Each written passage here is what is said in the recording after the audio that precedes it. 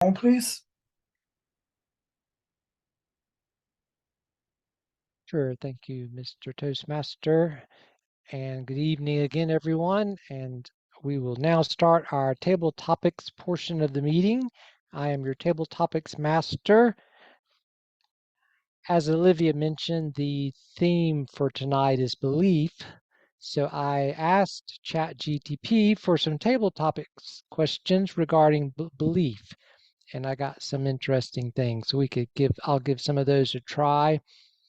For the first question, Donovan mentioned in the invocation and pledge about the wars that are currently ongoing.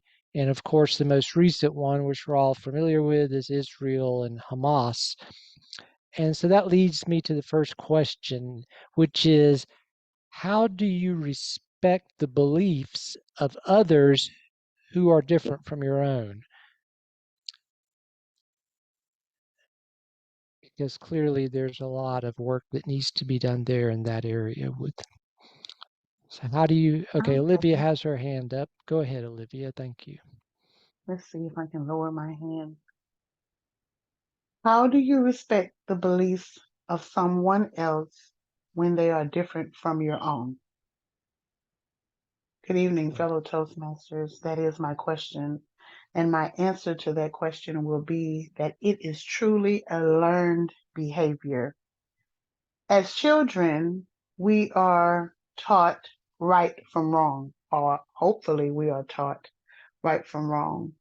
But often, well, I'm going to say all of the time, because when you're in that learning period and your character is being shaped or molded by whoever your present teacher is, whether it be your parents, grandparents, or someone else that may have taken a major role in your raising, training, or rearing. We do what's right and wrong based on what we're taught. So, and it could be as basic as saying 2 plus 2 equals 4, or the color orange looks like the color of the fruit orange. However, well, with that being said, it makes it very hard to accept something else because that goes completely against what you were taught. That's like saying the color orange looks like a black olive. If someone was to tell you that, you would dispute them. No, the color orange is the color of the fruit that we call an orange. Things of that nature. So truly it is a learned behavior to become open-minded and try to understand and accept someone else's beliefs. But I think any well-rounded person of character will at least take a moment to try to walk in another person's shoes and try to understand what they're going through. And we have to be able to accept some things I don't think I will ever consider acceptable. However, I know that there are some things about me that someone else may not consider acceptable. So it's all about perspective. And I think we as adults, mature adults, need to have that quality. And it is truly a learned behavior. That is my response. And back to you. Oh, I'm sorry. And we must not be impudent about the matter. Back to you, Table Topics Master David. Thank you, Olivia. I do appreciate your answer, and I think that is an important topic, and I like your take on it. For my next question regarding the theme of beliefs, how do your beliefs influence your actions and decisions?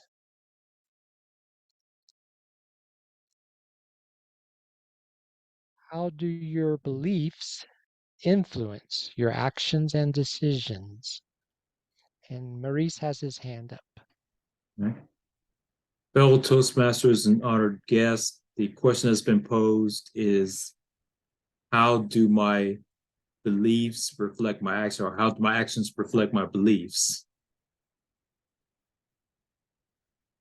Ideally,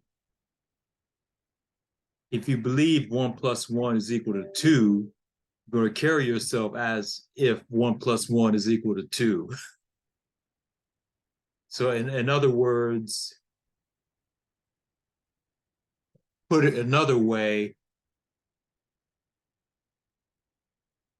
if I believe not talking out of turn, then my actions should reflect me not talking out of turn. If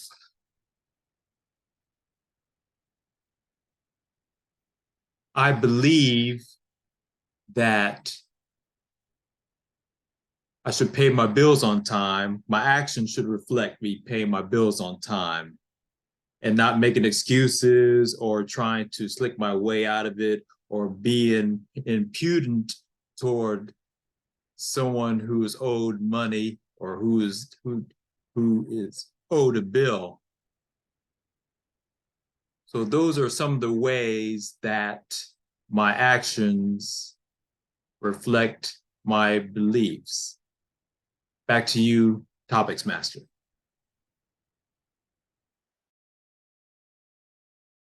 Thank you, Maurice. Let me put your time down. And I appreciate your answer as well. That's it's always good to have our actions uh, in line with our beliefs, and that's I think what makes us a good people. For the next question, this one's a little different perhaps. What is a belief that you have outgrown or discarded over time? A belief that you used to have, but you no longer have it, that you threw it out.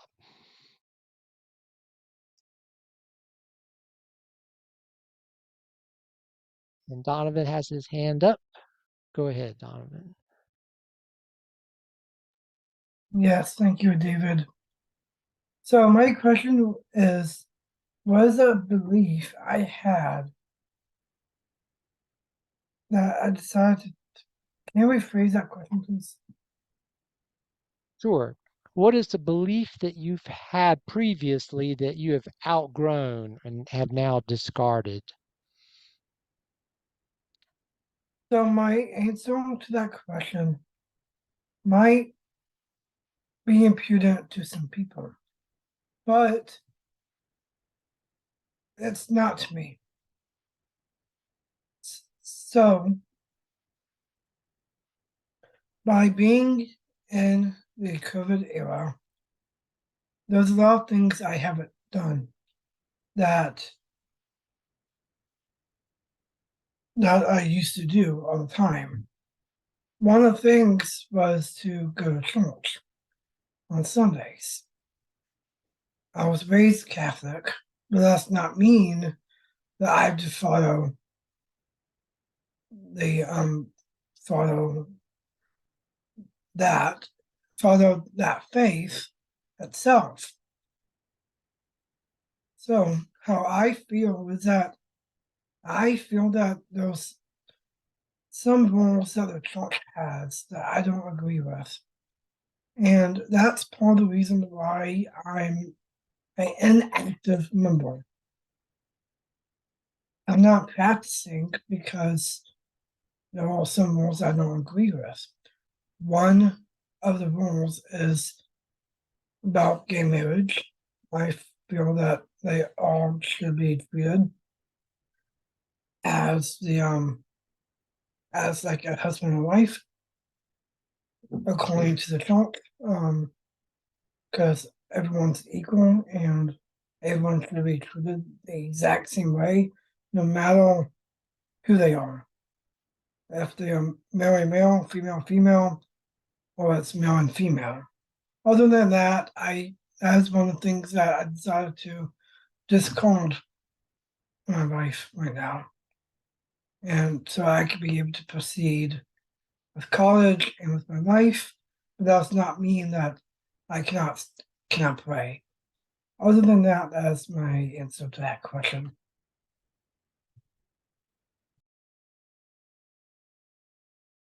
Thank you, Donovan. And I appreciate that answer as well. I think it takes courage to have a to be able to stand for what we do believe in, and when that changes, especially. So I love that answer. My answer was going to be Santa Claus. When I was young, Santa Claus was so magical, but I have let go of Santa Claus after my mom told me he wasn't real. Good to have you with us this evening, Wes. And we're doing our table topics. If you'd like to take one, I have one more question here. Just, The question. okay, but Go ahead. I would say I believe in Santa Claus all my life, Could be. but Santa Claus is not the guy in the red suit. It's a feeling within. It's a spirit of Christmas. And every Christmas, those who practice Christmas seem to be happier and more kinder to each other. They're practicing the spirit of Christmas. So to me, the spirit of Christmas is very real, and hence Santa Claus is very real. So there. Thank you, Wes. So my question is the next question in the table topics, and I love that. Yeah, that feeling of Christmas and the it's just magical when I was a little kid, and now as well to some degree. But how do you? My next question is, how do you deal with people who challenge or criticize your beliefs?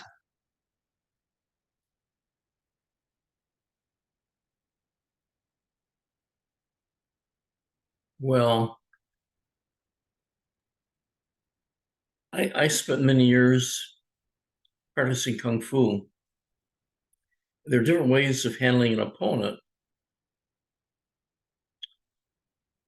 And one technique is to sidestep his thrust, you know.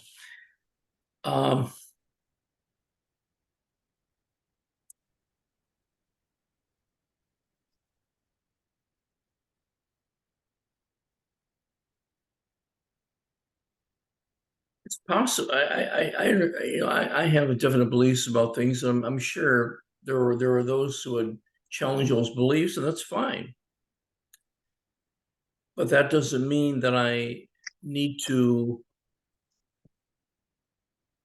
discount my own integrity about that issue or not have the courage to maintain my beliefs about that issue. If a person has a belief other than mine, fine. I would discuss it with them and give them my opinions, or give her my opinions, and if we come to agreement, that's fine. But if not, there's not necessarily a reason for anger or hard feelings about it. It's just the way I perceive it, and that's how I see it. Unless you can provide evidence for your side of the opinion, but that is how I would deal with folks who have different opinions than I.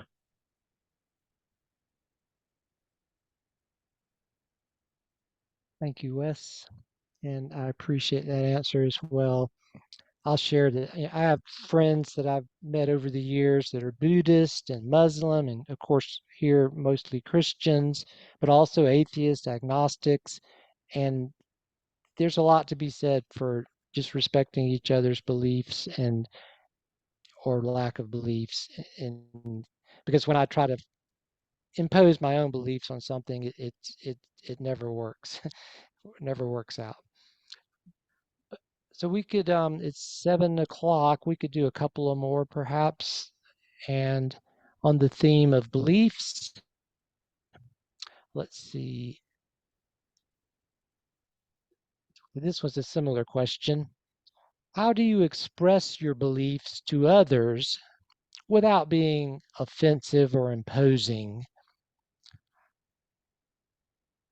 Put this in your mouth.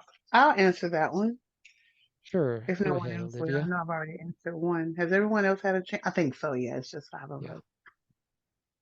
How do you? I'm so sorry. Give me that question again, David. Sure. How do you express your beliefs to others without being offensive or imposing? Well, one thing that I do when I think about beliefs is I remember a time when I was watching on the Discovery Channel these people in another country that were showing homage to the leader of this tribe. And how they were doing that was they killed a cow and they cut his head off and they emptied out the brain and they poured warm blood from the body of the cow into the brain and into the head, the skull, with the face and everything still on it. And they gave it to the head as a way to show love, appreciation, and gratitude. And that, with lack of better words and not to sound, what is my word? Impudent, was hard for me to understand. So when I put myself and say, is what I believe as foreign to the person that I'm talking to as it was for me to watch warm blood being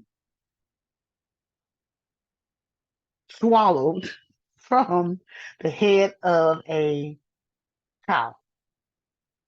And I leave it there. The best thing for me to do, because I am passionate and I do believe strongly in what I believe in, is when I realize that this person is looking at or is responding to what I'm saying as if it's foreign, I leave it alone. I discuss it only to a point where it causes me to feel uncomfortable, and then I let it go because I know that that's one of the areas that I sometimes need help with, and that is corralling or calming down my passions, things that are passionate to me. That is my response. And back to you, David, Table Topics Master. Thank you, Olivia. And that is quite a story. I would have a little trouble with that one as well, but it's good to Oh, recognize yes. that Oh, that other, yes. yeah, it's good to recognize other cultures have things that could be radically different from ours. And um, one thing I'll briefly Absolutely. share is Carrie was telling me about cremation in Japan, traditional cremation. After a loved one is cremated, the family comes with chopsticks and they pick through the cremated remains and they pick out bones, and it's something that would probably seem bizarre, to us, but it's a very symbolic and very important thing in their culture to do. So there are just very different ways that people do things. And maybe we got time for one more quick one. Let's see.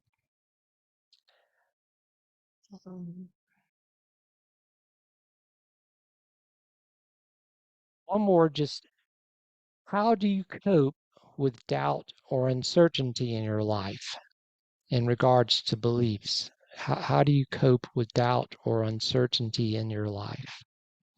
Because there's lots of things that we just don't know what the future's going to hold, and it's easy to go crazy thinking about it. So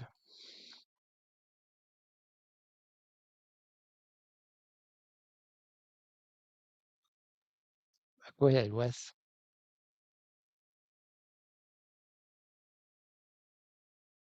I think you're mute still.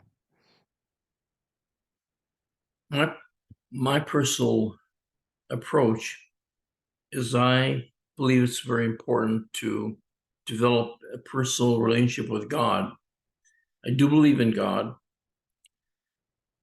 I know instances where God has gotten my father through the battle through some very difficult situations on the battlefield. And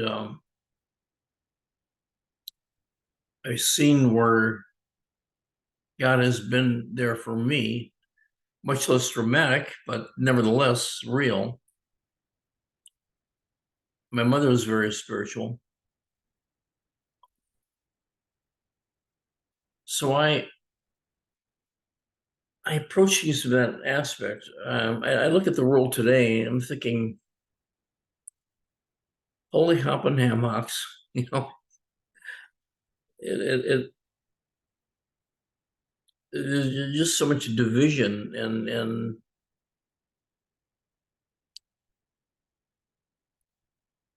there I see that there needs to be a more of a unity, more of a common goals to share, family ties. You know, I'm looking from things from my perspective.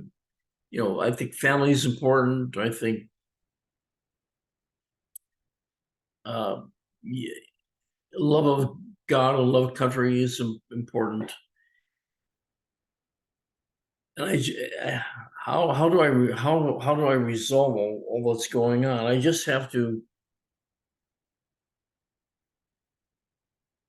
have the hope that things will get better and pray and indeed pray that things do get better.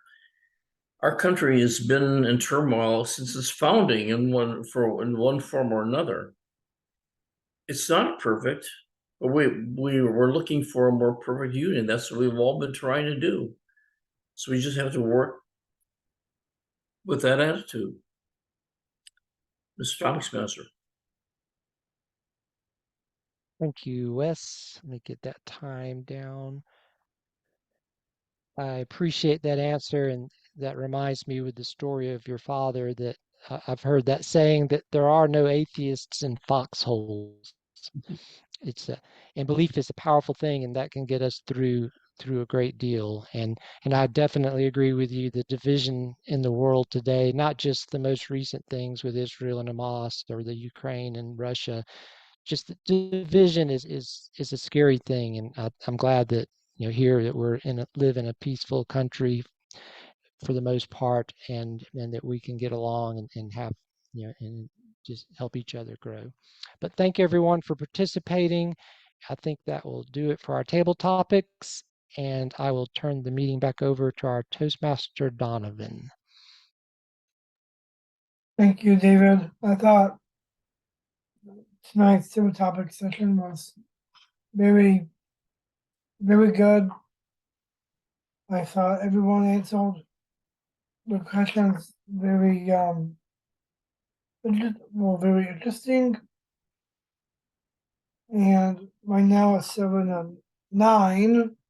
So in that case, let's go ahead and move on to the evaluation portion. First, I'd like to call upon the general evaluator, Maurice. All right. Good evening, everyone, and welcome again, Wes, to tonight's meeting. At this time, I'd like to introduce my evaluation team, and I will start with the timer, which is David. Thank you, Mr. General Evaluator. Good evening, everyone. Again, I am David. I was your timer for this evening, and I will say all of the timed reports this evening all of the answers were very impotent. I really appreciate that. We all respect each other. Or not. I said that backwards. Or not. We're not impotent. They're all very good. Okay, I'll move on. We had our table topics discussions, and for our table topics, we started with Olivia. The first table topic, her first table topic was 2 minutes and 30 seconds. The second table topic was Maurice at 1 minute and 17 seconds. Third table topic was Donovan at 2 minutes and 9 seconds. The fourth table topic I have for Wes at 1 minute and 52 seconds. The fifth table topic was Olivia at 2 minutes and 10 seconds. And our final and sixth table topic was again Wes at 2 minutes and 20 seconds. And those were all of our timed events for this evening. I think we all did very well. Some went a little over, but not bad. And in the topics that require a little more thought, it's fine to do that. So thank you very much. And I'll turn the meeting back to our general evaluator, Maurice. All right, thank you, David. And at this time, we'll go over the all counter and grammarius report with Olivia.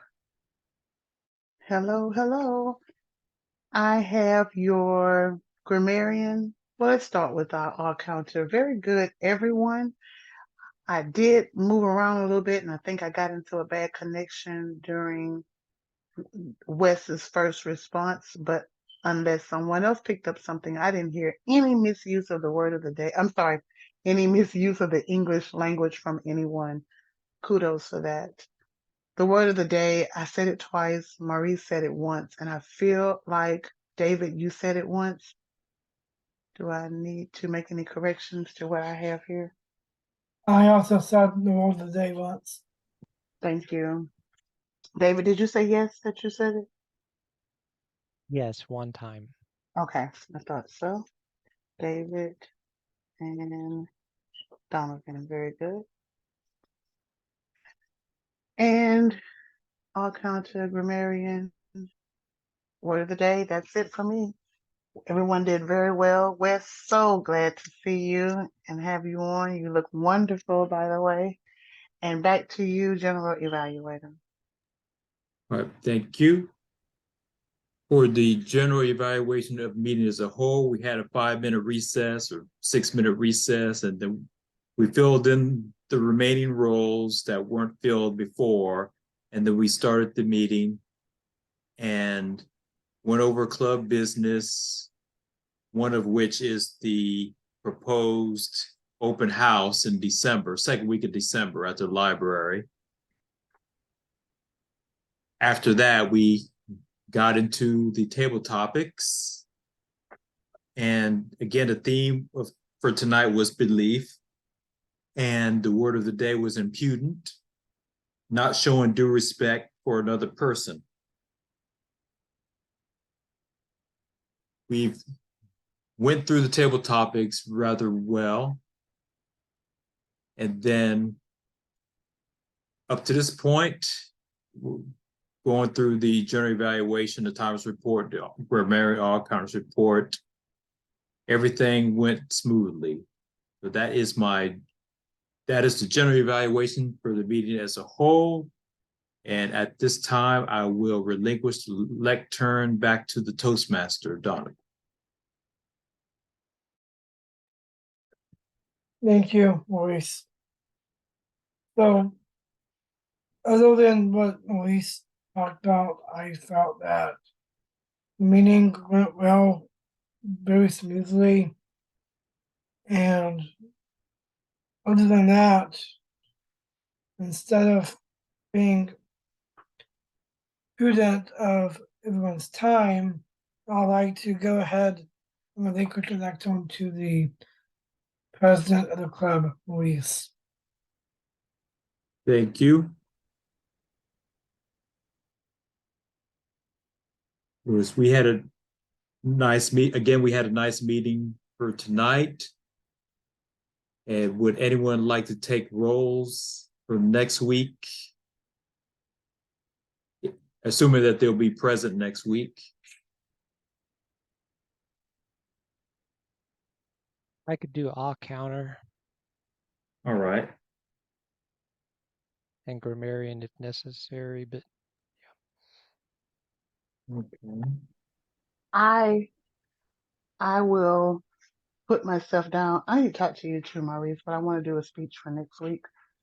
All right. One that's been prepared forever, so I just got to figure out how to put it into my my path. So I will get with you about that. And I want to say, I know we're rounding up. David, your table topics were amazing. So I really truly enjoyed them, and I enjoyed giving everyone's response. So good job on your table topic questions, and Maurice for coming up with the theme belief. That's a tough one, but it's so important. So good. Thank you. Yeah. Thank you, Livy. I enjoyed everyone's answers as well. That was a very good discussion. Okay, Wes, I saw your hand up.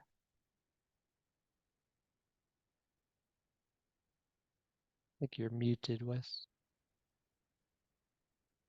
What? I think you're muted, Wes.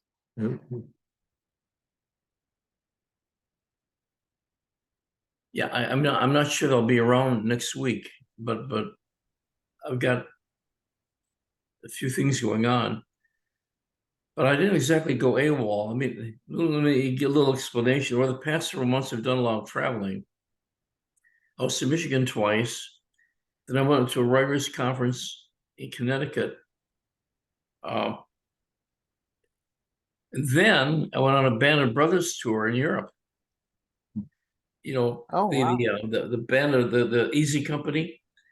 I went with a tour group. We traced the route from Normandy to from England to Normandy through Holland, Belgium, Luxembourg, Germany, Austria, wherever they were, wherever they fought, and it was really really interesting.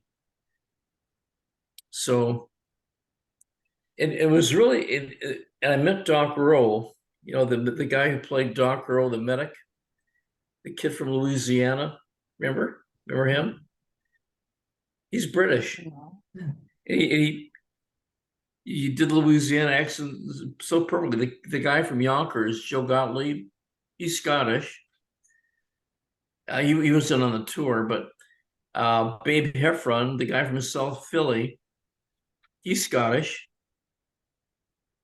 The guy who played Dick Winters, Major Dick Winters, he's British, but they play their parts so well that you think they were actually Americans, and they were just they portrayed their roles so brilliantly. It was really amazing. But I was fortunate to be on that tour. But anyway, that's where I was. And it'd be, in that situation, it's very difficult to attend Toastmasters meetings or those situations. But I'm looking forward to attending more meetings more regularly. That's right. good to have you, Wes. And I watched Thank you, Band of Wes. Brothers when it first came out, and it's truly a powerful series. All right. Thank you, Wes.